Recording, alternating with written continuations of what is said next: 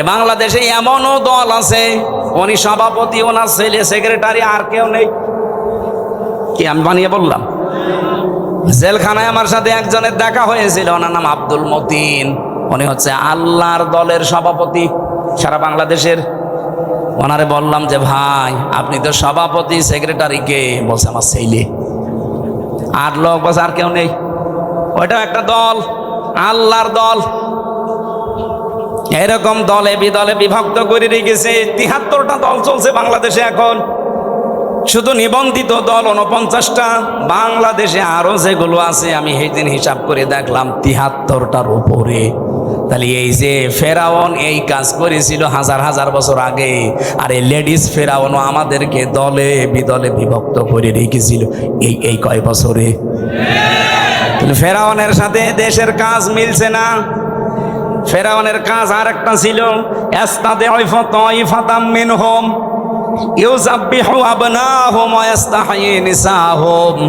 ওই ফেরাউন দুর্বল করে রেখেছিল এই দলে দিল বিদলে বিভক্ত করে। ওই দেশে পুরুষদেরকে সে মেরে ফেলতো আর মেয়েদেরকে সে বাঁচিয়ে রাখতো। এর দুইটা অর্থ হতে পারে, হয়তো সন্তান হত্যা করেছিল লাখের উপরে, আপনারা জানেন। পুরুষদেরকে মেরে ফেলার অর্থ কি? এই ফেরাউন লেডিস যেটা বিদায় নিয়েছে এইটাও কিন্তু এই কাজ করেছিল। পুরুষদেরকে সরাসরি হয়তো জবাই করে মেরে ফেলেনি, কিন্তু একটা মানুষ যোগ্যতা সম্পন্ন হওয়ার পরে শুধু দলীয় পরিচয় দেখে তার চাকরি হয়নি, তার মানে তাকেও মেরে ফেলার সাথে। আমি কথা বোঝাতে পারিনি? মাওলানা এনামুল হক যেখানে ওঠার কথা সেই জায়গায় ওনার শুধু দলীয় পরিচয় থাকার কারণে ওই জায়গায় উঠতে দেয়নি, ওনারে বসিয়ে রেখেছে সেই যে নিচের চেয়ারে ওখান থেকে। অথচ 15 বছরে ওনার ওঠার কথা 5 সিঁড়ি পার।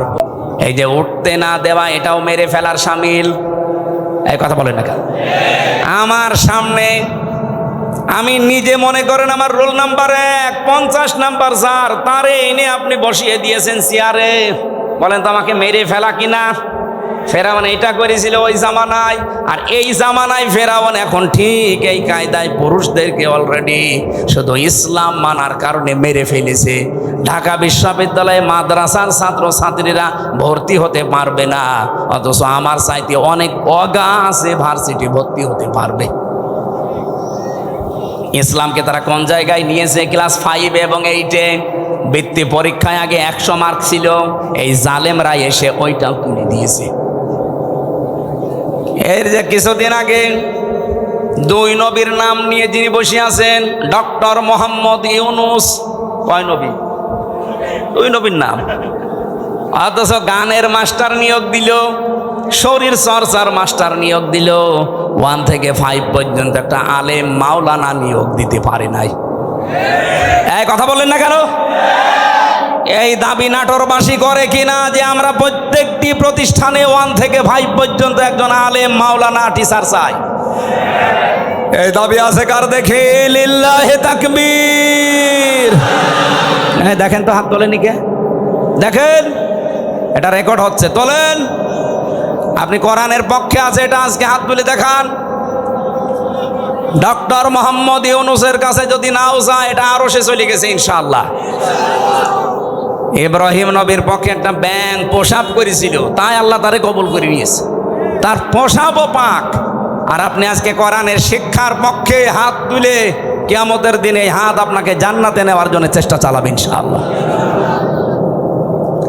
আমার ভাইরা, তাহলে পুরুষদেরকে মেরে ফেলতো আর মেয়েদেরকে সে বাঁচিয়ে রাখতো ভোগ করার জন্যে, অথবা তাদেরকে দিয়ে জেনা ব্যভিচার করিয়ে করিয়ে সমাজটা নষ্ট করার জন্যে।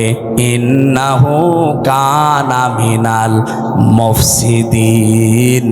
আল্লাহ পাক বলেন নিশ্চয় সে ছিল ফাসাদ সৃষ্টিকারী, সীমা লঙ্ঘনকারী, বিশৃঙ্খলাকারী। এ পর্যন্ত আল্লাহ যদি শেষ করে দিতেন এই আয়াতগুলো আমি বলতাম না। এবার একটা আশার বাণী শুনিয়েছেন, ওয়ানুরিদু আন্নামুন্না। আল্লাহ পাক বলেন আমি একটা ইচ্ছা করলাম। এই এদিকে তাকা, ইচ্ছা করছে আমির হামজা কে? আরো জোরে বলেন। আল্লাহ বলেন আমি একটা ইচ্ছা করলাম। কি? আন্না মুন্না, যে আমি অনুগ্রহ করব, দয়া দেখাবো, আলাল্লাযিনা, তাদের উপরে, আলাল্লাযিনা ইসতুদঈফু ফিল আরদ, এই জমিনের ভেতরে ফেরাউন যাদেরকে দুর্বল করে রেখেছিল, জুলুম, অত্যাচার, নির্যাতনের স্টিম রোলার চালিয়ে যাদেরকেও দুর্বল করে রেখেছিল ওই বনি ইসরাইল মুসা নবীর দলকে, আমি চাইলাম, আমি আল্লাহ ইচ্ছা করলাম তাদেরকে জমিনে একটু কিছু দয়া দেব। কি দয়া দেব? ওয়ানাজআলাহুম আইম্মাতান, আমি চাইলাম যে তাদেরকে জমিনের নেতা বানাবো। আল্লাহ কিন্তু নেতা বানার আরম্ভ করে দিয়েছে। এই কথা বলেন না কেন? এতটুকু না, ওয়ানাজআলাহুমুল ওয়ারিসিন, আমি চাইলাম এই জমিনের উত্তরাধিকারী তাদেরকে বানিয়ে দেব। আমার তো মনে হচ্ছে খাপের খাপ মুমতাজের বাপ মিলে যাচ্ছে। এখন যদি মনে করেন না ওদের সাথে মেলছে, আমাদের সাথে মেলে না, আপনার সাথে মেলবে কি করে? আপনার আদর্শ আছে, আপনার চরিত্র আছে। রাত 9টার পরে তো আপনার পা ঠিক মতো মাটিতে পড়ে না। আপনার চরিত্র কিসের? আপনি লাল পানি খান, আপনি ডাইল খান, আপনি বাবা খান। আল্লাহ কাদের উপরে দয়া করেছে এটা দেখা লাগবে। যাদের উপরে ফেরাউন জুলুম, অত্যাচার, নির্যাতনের স্টিম রালি চালিয়েছিল, আমার তো মনে হচ্ছে 54 বছরে যাদের উপরে মিথ্যা তহমত দিয়ে, উল্টাপাল্টা কথা দিয়ে জাতির কাছ থেকে আলাদা করে রেখেছিল, বিশেষ করে 15.5 বছরে সবচাইতে বেশি জুলুম, অত্যাচার, নির্যাতন যে দলের উপরে করা হয়েছে, ওই দলকে আল্লাহ একটা অনুগ্রহ দিয়ে তাদেরকে জমিনের নেতা বানাবে এবং শাসন ক্ষমতা তুলে দেবে। আপনি বলেন মিলছে কিনা? যদি না মেলে আমি আয়াত পড়বো না। আমার তো কোরআন হাদিস পড়ে দেখতে পাচ্ছি, হ্যাঁ একেবারে 100% মিলে যায়। অনুমাক্কিনা লাহুম ফিল আরদ, আল্লাহ বলেন আমি চাইলাম জমিনে আমি তাদেরকে ক্ষমতায় বসাবো। অনুরিয়া ফিরআউনা ও হামানা ও জুনুদাহুমা, আর আমি দেখাবো ফেরাউনকে, হামানকে, হামান মানে মন্ত্রী, ফেরাউনকে আল্লাহ দেখাবে। এখন লেডিস ফেরাউন এখনো বেঁচে আছে, ওকে আল্লাহ দেখাবে। এমনকি ওর মন্ত্রী পরিষদ যারা পালিয়ে আছে তাদেরকেও দেখাবে। ও জুনুদাহুমা, এমনকি তার সৈন্যবাহিনী, তার দলের লোক যারা, তাদেরকেও আল্লাহ নিজে দেখাবে। এখানে ফাইল কর্তা আল্লাহ নিজে। কি করবেন?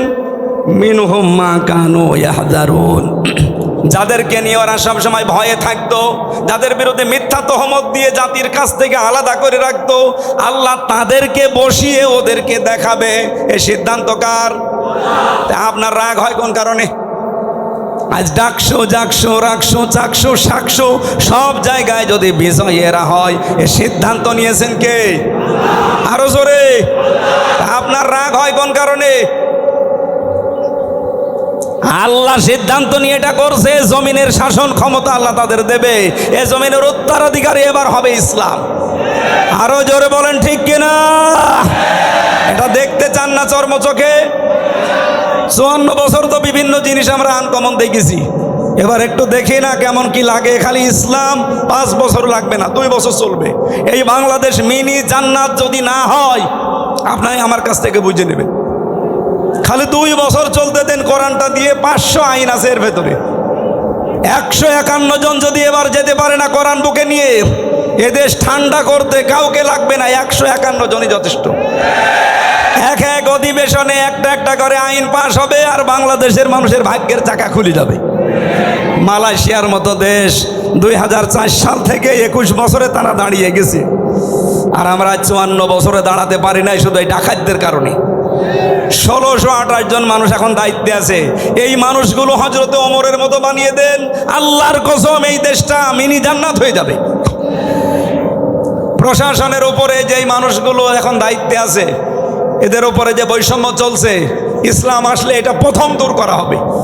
এই যে পুলিশের 2,13,000 পুলিশ আছে। আগের জামানার কথা বাদ দিলাম, জালেমদের সময়, এখন প্রায় 2 লাখ পুলিশই অন্তত ভালো, 13,000 একটু খারাপ আছে। এরপরও ওরা যে বাম হাতের ইনকাম করে, শুধু দোষ ওদের না।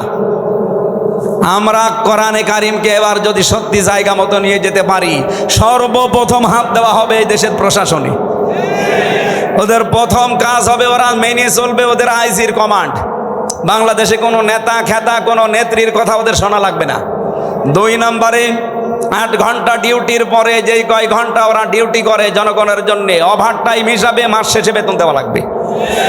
3 নম্বরে এই যে আজ নাটোর নলডাঙ্গা থানা থেকে এটা কয় কিলো জানি না আমি, কয় কিলো, 4 কিলো, এই 4-8 কিলো পথ ওরা এখানে এসেছে, এখানে থাকবে সারাদিন। মনে করেন সে দুপুরবেলা এসে এগুলো দেখছে, ওদের খাবার দাবার নাস্তা, এরপরে এই যাওয়া আসার যে বিল, এগুলো কিন্তু ওদের নিজেদের পকেটের টাকা, ওই যা বেতন পায় ওখান থেকে কেটে নেয়, ওখান থেকে খরচ করে।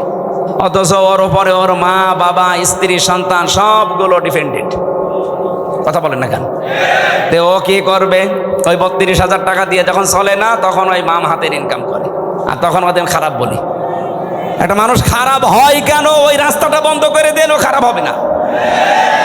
পুলিশ যদি এখানে কেউ থাকে, আপনি তারা জিজ্ঞাসা করে দেখেন, আজকে যদি সে দুপুরে এখানে এসে থাকে, খাবার খাওয়া, চা নাস্তা খাওয়া, যাওয়া আসার সব বিল ওর পকেটের। কেন? ও কি ওর বাবার কাজ করছে না আমাদের কাজ করছে?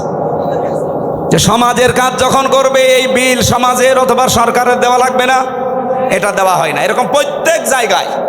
আমি যে ওসিকে পড়াতাম কুষ্টিয়ায়, সেই 11 সালে, ওনার বেতন ওই সময় মনে হয় কত 42,000 টাকা ছিল, আমার সঠিক মনে নেই। 42,000 টাকা বেতন, অথচ ওনার বউ আর মেয়ে আর ছেলে 3 জন ঢাকাতে যে ফ্ল্যাট নিয়ে থাকে, 52,000 টাকা বেতন। তো কি ফেরেশতা জিবরাইল দিয়ে যাবে? এই কারণে শেষে একটু এদিক ওদিক করে বলতো, হুজুর দোয়া করেন আল্লাহ যেন মাফ করে দেয়। আমরা এবার আর দোয়া না, এবার একেবারে এই যে 151 জন যদি যেতে পারে, একটা একটা করে আইন পাশ হবে, আপনারাও শান্তিতে থাকবেন। প্রশাসনে হোক, বিচার ব্যবস্থায় হোক, ইসলামী অর্থনীতিতে হোক, সবাই আমরা এই দেশটাকে সাজিয়ে নিতে চাই। সুতরাং এই দেশে আর সাদাবাজি হবে না, এদেশে মানুষ মার্ডার হবে না, ধর্ষণ বললাম না, সব নদশবন্ধ হয়ে যাবে। আল্লাহ রাব্বুল আলামিন এরকম একটা পরিবেশ আমরা চাই না। মেয়েরা যারা এসেছে তাদের সম্মান দেবেন, কারণ এই পৃথিবীতে আল্লাহ যখন কারো উপরে রাজি হয়, খুশি হয়, তখন তার বাড়িতে একটা মেয়ে পাঠায়। সুতরাং আমার প্রতি আল্লাহ খুশি হয়েছে, আমার বিশ্বাস, কারণ তিনটা মেয়ে আল্লাহ আমাকে দিয়েছেন। এই 3টা মেয়ের উপরে যদি আমরা দায়িত্ব পালন করি, 1 নম্বরে তাকে পেয়ে খুশি হওয়া, 2 নম্বরে তার ভালোবাসা আদর করা, তার পেছনে খাওয়া দাওয়া করানো যে খরচ আছে, 3 নম্বরে তাকে দিনের শিক্ষা দেওয়া, 4 নম্বরে সৎ পাত্রে পাত্রস্থ করা। বাকি 3টা আমি আদায় করে অলরেডি ফেলেছি, 4 নম্বরটা বাকি আছে। যদি আমি করতে পারি, নবীর হাদিস যে এই মেয়েটাই আমাকে জান্নাতে পৌঁছিয়ে দেবে ইনশাআল্লাহ। আমি একটা হাদিস পড়ছিলাম আজকে আসার সময়, নবীজি বলেন, আর ইবনে ওমর রাদিয়াল্লাহু তাআলা আনহু বল, قال النبي صلى الله عليه وسلم فاتبعوا الصراط الأعظم। তোমাদের ভেতরে যাদের দ্বারা ইসলাম কায়েম করা খুব দ্রুত সম্ভব বলে মনে হয় তোমাদের, তোমরা তাদেরকে অনুসরণ করবা, সাহায্য করবা, পেছনে থাকবা। আপনি সব বাদ দিয়ে নিরপেক্ষ দৃষ্টি দিয়ে বলেন তো, বাংলাদেশে এখন 73টার উপরে দল আছে। আমি যতটুকু অ্যানালাইসিস করেছি এই দেশ নিয়ে, যতটুকু দেখলাম, বাংলাদেশে ইউনিয়ন পরিষদ থেকে শুরু করে আন্তর্জাতিক পরিমণ্ডল পর্যন্ত সুচারুরূপে দুর্নীতি ছাড়া বাস্তবতার সাথে আল্লাহর বিধান দিয়ে চালানোর ক্ষমতা এখন এই দেশে জামাত ইসলামীর আছে। যদি অন্য কোনো দলের থাকে আপনি নাম বলেন, আমি তার ওয়াজ করব, বলেন। হ্যাঁ, ইসলামপন্থী দল এখনো প্রায় আছে 39টা। একটাকেও দিলে তারা সংসদ থেকে শুরু করে আপনি এই ইউনিয়ন পর্যন্ত পুরাটা, এমনকি আন্তর্জাতিক পরিমণ্ডলে যে ব্যবস্থাগুলো আছে চালানোর সক্ষমতা এখনো হয়ে ওঠেনি। কিন্তু জামাত ইসলামী বাংলাদেশে এভাবে লোক তৈরি করা আছে। আপনি বলেন, এটা কি আমি বানিয়ে বললাম? তাহলে হাদিস ছিল ফাত্তাবিউস সিরাতাল আযম, অনুসরণ করবা তাদের যাদের দ্বারা ইসলাম কায়েম করা দ্রুত সম্ভব। তা আমি তো হাদিসের বাংলা বললাম, খালি নামটা চলে এসেছে জামাত ইসলামী। অন্যটা যদি আমি পেতাম তাহলে তাদের নাম বলতাম। আমি তো মিলিয়ে দেখছি যে না, কেউ সম্ভব না। হয়তো ইউনিয়ন পারবে, উপজেলা পারবে, পৌরসভা পারবে, হয়তো সংসদ ভবনও পারবে। আন্তর্জাতিক পরিমণ্ডলে যে বিষয়গুলো আছে এগুলো ক্যাপচার করার জন্য যোগ্যতা লাগে। বিদেশে একজন মেহমান এসেছে, আপনার সাথে অর্থনীতি নিয়ে আলোচনা করবে। আপনাকে অর্থনীতি পুরাটা তাকে ইসলাম দিয়ে সুদ ভিত্তিক অর্থনীতি ওটা ভেঙ্গে চোরমার করে এটাকে বিজয় করা লাগবে। সে তো আপনাকে আসবে বড় বড় জায়গা থেকে এসে এমন এমন যুক্তি দেবে, আপনি তার ভাষাও বোঝেন না, তার যুক্তিও বোঝেন না। আপনি শুধু নিজের দেশ নিয়ে চলতে পারবেন। এতটুকু একটা দেশে প্রায় 18 কোটির উপরে আমরা মানুষ বাস করি। আমি বিশ্বের এমনও দেশে গেছি, এই দেশের তুলনায় ওই দেশটা কমপক্ষে 7 ডবল বড়, অথচ মানুষ মাত্র 1 কোটি।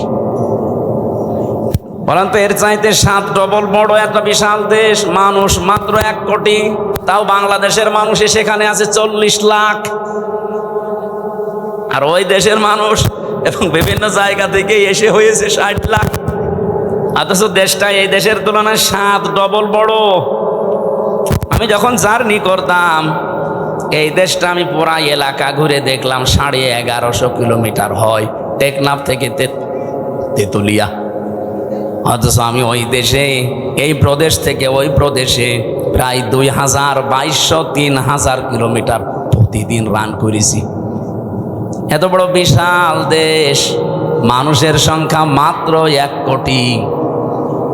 তারা যদি মনে করে না বিশ্বের কোনো জায়গায় আমাদের ধর্ণা দেওয়ার দরকার নেই, আমরা নিজেরাই উৎপাদন করি, নিজেরা স্বয়ং সম্পূর্ণ আমরা থাকব, পারবে তারা? তা আপনি পারবেন না। আপনাকে বিভিন্ন দেশ থেকে খাবার নিয়ে আসা লাগবে, রসদ জোগানো লাগবে। আন্তর্জাতিক পরিমণ্ডলে যে ব্যবসা বাণিজ্যগুলো আছে, রেমিটেন্স যোদ্ধা যারা আছে, ওরা যদি সব বন্ধ করে বলে যা তোর দেশে ফেরত যা, আপনি ভিক্ষা করে খাবেন। রোহিঙ্গারা তো আছে, যাই হোক আপনি রোহিঙ্গার বাবা হয়ে যাবেন।